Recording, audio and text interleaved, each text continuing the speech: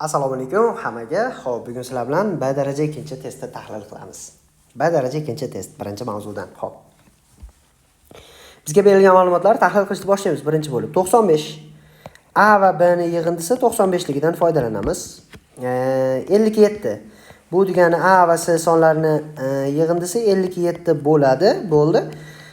B ga C ni qo'shganim 85 ligi ham bor ekan. Bu ma'lumotni alohida yozib qo'yapman. B qo'shilgan C barobar 85. Bo'ldi, mana ma'lumotlarni yozib oldim.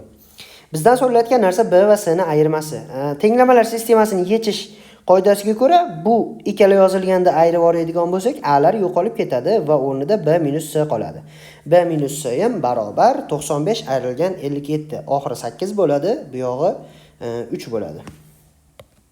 Ya'ni 38. To'g'ri javob B varianti ekan, mana B javob chiqdi.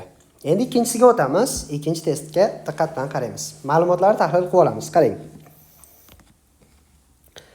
Xo'p, mana bu yerda 4 burchak va 3 burchakning yig'indisi ikkita 4 burchakka teng. Xulosa, 3 burchagim ham 4 burchakka teng. Bu yerda 4 burchakka son tanlab olsam bo'ladi. Masalan, 4 burchak 1 bo'lsin. Bu 2 bo'lyapti, demak bu yer ham 1. Mana sonlarni alohida yozib qo'yapman. 1. Tak, mana bu yer 3 bo'ladi. 3 burchak ham 1 bo'ladi. Bo'ldi, hammasini yozib oldim.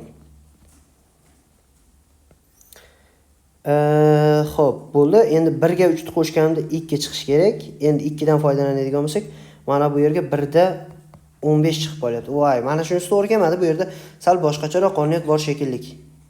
O'chirib chiqaman.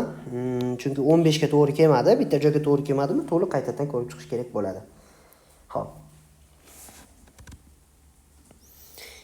X nima bu yerda ko'paytirishmikin yoki ko'paytirishmasmikin, shuni o'ylashimiz kerak. Xo'p, birinchi bilgan narsam 4 burchakka aylanani qo'shganimda, kvadratga aylanani qo'shganimda 15 soni chiqishi bo'lyapti. Bu bitta ma'lumot. Ya'ni mana bu qism 15. Aniq bor ma'lumot shu bizda. Endi 4 burchakka plus 3 burchakni qo'shganimda chiqyapti nima? Xo'p, mana bundan foydalanuvchi 3 ta mana shu kvadrat chiqyapti ekan. 3x kvadrat barobar aylana plus 3 burchak. 2x 4 burchak barobar 3 burchak bilan 4 burchak. 4 burchak plus 3 burchak bo'lyapti. Shu holatda bo'lyapti. Endi bu yerdan biz nimani aniqlasak bo'ladi? Tak. Mana bu x qanaqadir belgi shekilli. Bu yerda karramikin yoki darajamikin yoki qanaqadir bitta noma'lum sonmi, shunaqa holat bo'lyapti. Tak, qo'shyapmiz. Bu ikkalasi 15 chiqish kerak sonlarni qo'shganimda. Son tanlayman. 3 ta nechidir? Bag'i 2 ta nechidir? Masalan, 2 ta 5im 5 qo'shilgan 5. Xo'p, bu yerda hozir savolda xatolik bor bo'lyapti. Sababi mana bu x ko'paytirishni bersa, o'xshamayapti. Ya'ni 3 burchaklar teng bo'lish kerak bo'lyapti. To'xtang, men o'zim son tanlagan edim boshida. Unaqa qilmasligimiz kerak. Ha, bo'ldi, mana qarang. Xato emas ekan savol. Mana bu yerdan foydalansam, 4 burchakka barobar 3 burchak bo'ladi. 4 burchak bilan 3 burchak tengligidan foydalanib turib, mana bu yerda 3 burchakni o'rniga ham 4 burchak qo'ysam, 4 burchak qo'yib yuboradigan bo'lsam, 3 ta 4 burchagim. Keling, masalan, shu 4 burchakni A deb olaylik. Bu A. Mana bu yer 2A bo'lgani uchun bu yer ham A. 3 burchakda bu ham A, bu ham A. Tap. Mana bu ham A bo'lgani uchun A ga yumaloqni qo'shsam 3A bo'lyapti. Demak, mana bu yer 2A, yumalog'im 2A ekan. A ga 2A ni qo'shsam 15 chiqyapti degan joydan 2A qo'shilgan A barobar 15, 3A barobar 15. A barobar 5. Bu yerda men son tanlab olganim xato bo'lib ketgan ekan. Asosiy xato son tanlashda qilingan ekan. Endi A5 ligidan foydalansam bu 5, bu 5, mana buni 10 chiqadi. 2 ta A bo'lgani uchun 10. Bizdan so'ragan ma'lumotlarni kiritib qo'yaman. 3 burchak 5, 4 burchak 5, mana bu yumalog'im 10. Umumiy natija 20. To'g'ri javob D. Mana D ni belgilab qo'ydim. Shu bilan mana javobimiz ham chiqdi. D javob ekan. Endi 3-testga o'tamiz. 3-test. Xo'p, bizga berilayotgan ma'lumot x ga y ni qo'shsam 13 ligi. X ga z qo'shsam 17 ligi.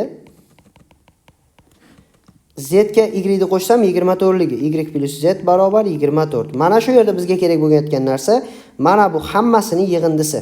K ya'ni. Bo'ldi, buni biz tenglamalar sistemasi ichida ko'rganmiz. Hammasini qo'shib oladigan bo'lsak, x lar 2 ta bo'ladi, 2x, y lar 2 ta bo'ladi, 2y, z lar 2 ta bo'ladi, 2 ta z barobar. Bu yoqlarni qo'shib chiqadigan bo'lsam 54. Hammasini 2 ga bo'lib yuboraman. X plus y plus z barobar 27. Bundan xulosa qilaman mana k barobar 27. Bu yerga qo'yib yuboradigan bo'lsam, ildiz ostida 27 minus 2, ildiz ostida 25, natija 5. Variant turibdi. Bo'ldi, shu bilan 3-savolimiz ham tugadi. Endi 4-savolni ko'ramiz. 4-savolda 15 nimaga teng? X kvadrat plus y kvadrat barobar 15 ga. Chunki qo'shish ketyapti tepada. 11 nimaga teng? X kvadrat plus z kvadrat barobar 11 ga. Mana 11 qoldik. Endi 14 nimaga teng? Y kvadrat bilan z kvadratga. Y kvadrat plus z kvadrat barobar 14. Hammasini qo'shib chiqaman. 2 ta x kvadrat, 2 ta y kvadrat, 2 ta z kvadrat barobar 11 14 qo'shaman 25, 25 ga 15 40. X kvadrat plus y kvadrat plus z kvadrat barobar 20 chiqadi. Bizdan aynan shuni so'ragan edi. Barobar bo'lyapti, ichkaridagi ildiz ostida 20. 20 dan ildizdan chiqadigan son bor. 20 ni 4 kara 5 qilib olamanda, mana bu 4 dan 2 ni chiqarib qo'yaman. Ildiz ostida 5 o'zi qolaveradi. To'g'ri javob C variant. B darajaga o'tganimiz uchun sal murakkablashayapti, ildizlar ham qatnashgan bo'lyapti. Yaxshi, 5-siga o'tamiz. Bizdan so'rayotgan ma'lumotlar, yo'q, mana bitta beryapti A plus B plus 12 ligini, qolganini so'rayapti. Qarang. X ga x A taqsim 2. X plus x barobar A taqsim 2. Ya'ni 2x barobar A taqsim 2, A barobar 4x. Mana xulosa sizlarga birinchi chiqargan xulosamiz. Endi mana bundan foydalansam. Y qo'shilgan y barobar B taqsim 3, 2y barobar B taqsim 3, B barobar 6y. Mana buni ham topib oldik. Endi keyingisi bundan xulosa qilsam, S taqsim 4 barobar Z plus Z, ya'ni 2z. S barobar 8z. Mana buni ham topib oldik.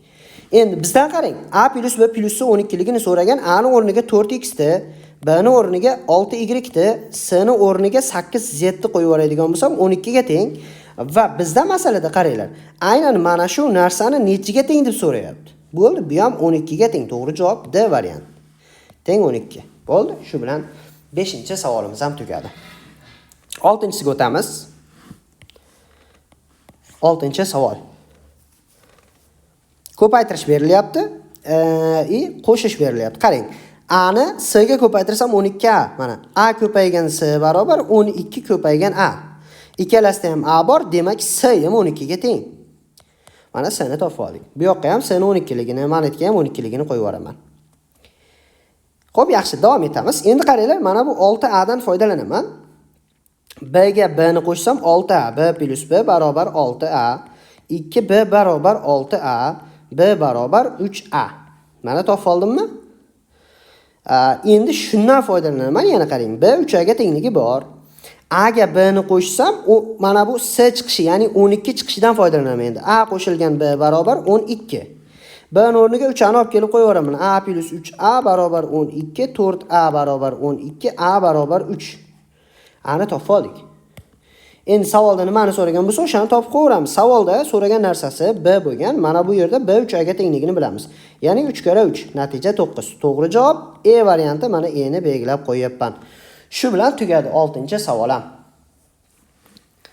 Yaxshi, endi 7-savolga o'tamiz. Mana 7-savol turibdi. Ani topishimiz so'ralyapti. Yana boshladik. Xo'p, 8b nimaga teng? A ni A ga ko'paytirganim 8b ga teng. S nimaga teng? A ni B ga ko'paytirganimga S teng. S ni B ga ko'paytirsam nimaga teng? B ko'paygan S barobar 4A ga teng. Mana hamma yo'qda yozib oldim. Hozircha bor ma'lumotlarda. Endi bu yerda son tanlash bir tomondan yechim bo'lishi mumkin, lekin aynan yechim deb ola olmaymiz. Qarang. mana bunaqa yo'l qilganimiz ma'qulroq bo'ladi. Mayda s ham a bilan b ni ko'paytmasiga tengligidan foydalanaman. b ko'paygan, s ni o'rniga a bilan b ni ko'paytmasini qo'yib yuborsam bo'ladi. a ko'paygan b barobar 4a. Ikkala tomonda ham a bo'lgani uchun yo'q bo'lib ketadi. Xulosa b ko'paygan b barobar 4. B barobar 2. Mana b ni ikkiligini topib oldim. Shunchaki qo'yib yuborsam bo'ladi o'zi. 2 va mana bu yerga ham qo'yib yuboramiz. S barobar 4a kelib chiqadi. B mana bu yerga qo'yib yuboraman. Mana bu yer 2 bo'lsa 16 bo'ladimi? A ni a ga ko'paytirsam 16. Demak, a ham 4. O'zi a ni so'raganida bo'ldi, javob chiqdi 4 ekan. To'g'ri javob B variant. Bo'ldi, mana shu xolos. O'rniga qo'yish usulidan foydalandik. Tenglamalar sistemasini yechishning. Endi 8-si. S ni topish so'ralyapti. Qo'shish bilan ko'paytirish berilyapti. B ni a ga ko'paytirsam 2b. A ko'paygan b barobar 2b. 2b degani ko'paygan degani.